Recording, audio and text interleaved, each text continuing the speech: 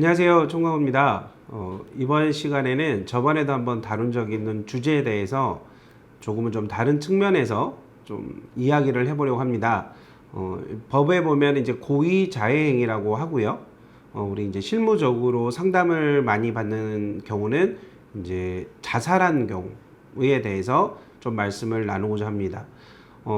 먼저 원칙을 살펴보면은 산재보험이지 않습니까? 산재보험. 보험인데 상식적으로 피해자가 고의로 일부러 어떠한 자신의 신체를 해를 끼치는 행위를 했다.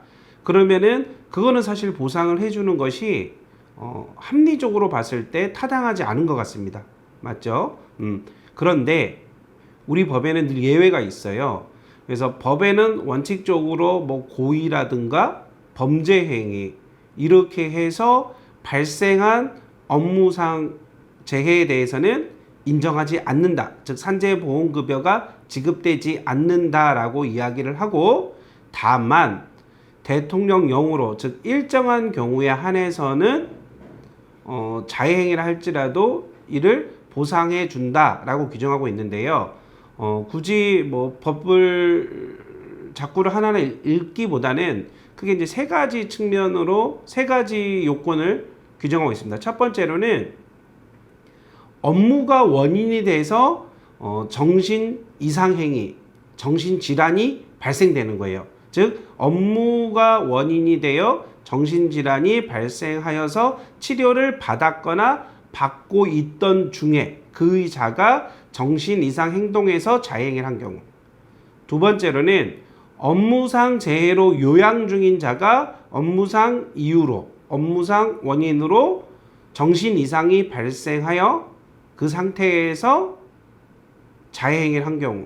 세 번째로 그 밖에 업무상 원인이 되어 정신 이상 상태에서 자해행위를 했음이 의학적으로 명백하게 입증된 경우.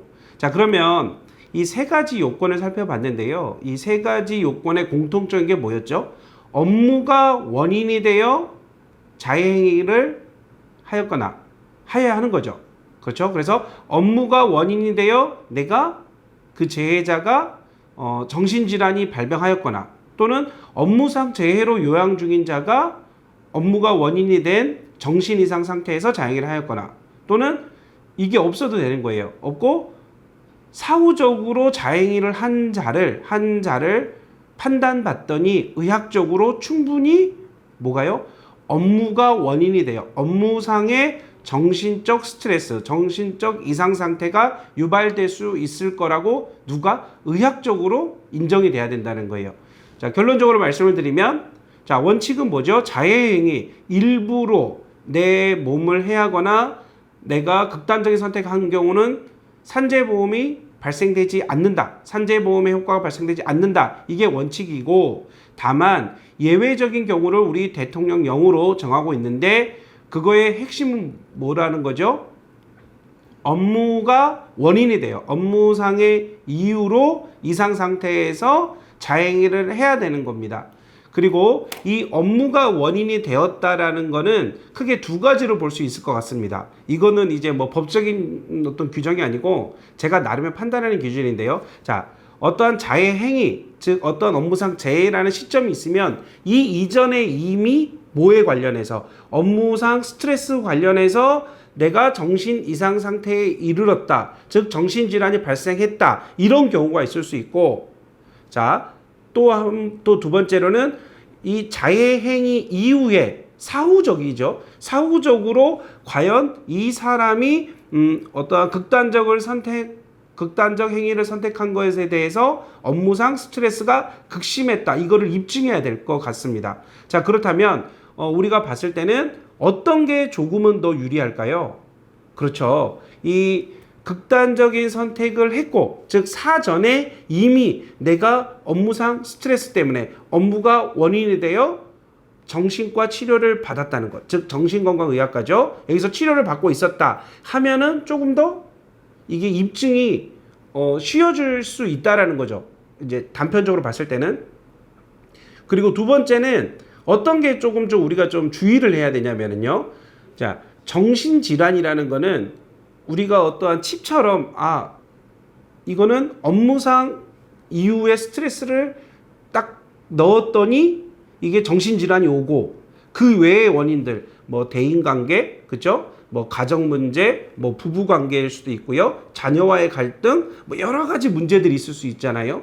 그럼 이것들은 100% 어떤 배제를 시킬 수 있다. 이렇게 보이는 게 아닌 거예요. 즉 이게 복합적으로 일어났을 때 어떻게 될 것이냐. 자, 예를 들어 보겠습니다. 어린 시절부터 가정 문제로 집안의 갈등 문제로 우울증에 소견이 있는 분들이 있었어요. 자, 예를 들어서예요. 근데 이분이 뭐 고교 시절에도 그렇고 대학 시절에도 그렇고 여러 번 극단적인 선택을 시도를 했었습니다. 즉 여러 번 시도를 했었고 이분이 사회생활을 시작하게 되었고 그 사회생활 과정에서 역시나 업무와 관련해서 예를 들어서 극심한 스트레스가 있었다. 그리고 그로 인해서 기존에 있는 우울증이 더 배가가 되었다. 그리고 이분이 극단적인 선택을 했다라고 가정했을 때 과연 이분이 극단적인 선택에 이르게 할 만한 정신 이상 상태는 과연 어느 게 원인이 되어서 오는 정신 이상 상태인가? 즉 업무상 스트레스로 인한 정신 이상인지 아니면 기존에 이제 유년 시절부터 있었던 개인적인 원인으로 인한 개인적인 환경으로 인한 정신 이상인지 이게 사실 명확히 구분하기가 어렵다는 거죠. 그래서 이제 실무적으로 일을 하다 보면은 이런 게 복합되는 경우가 있습니다. 그렇죠? 이런 경우에는 어쨌든 기존 질환은 있다 할지라도 뭐가요? 업무상 스트레스가 최근에 극심했다, 배가 되었다라는 것들을 입증하면 좋을 것 같습니다. 이제 이런 식으로 하면은 조금은 좀 인정을 받기에 좀 더 유리해지지 않나라는 생각이 드는 거고요. 또 한 가지는 아직까지 이거 역시도 뭐 제가 정신건강의학과 전문의도 아니고 뭐 그 연구하는 박사도 아닙니다. 근데 제가 실무를 하다 보면 느낀 걸 가지고 저는 이제 상당히 지극히 주관적인 걸 말씀을 드리는데 조금 꺼려하는 경우가 있어요. 정신적으로 이상이 있는 상태에서 극단적인 선택을 해서 이제 사망을 하게 이르렀고 이거를 약간 정신이 질환이 있는 상태에서 자살을 해서 극단적 선택을 해서 산재 보상을 받았다. 이런 거에 대해서 조금은 꺼려하는 경우도 있더라고요.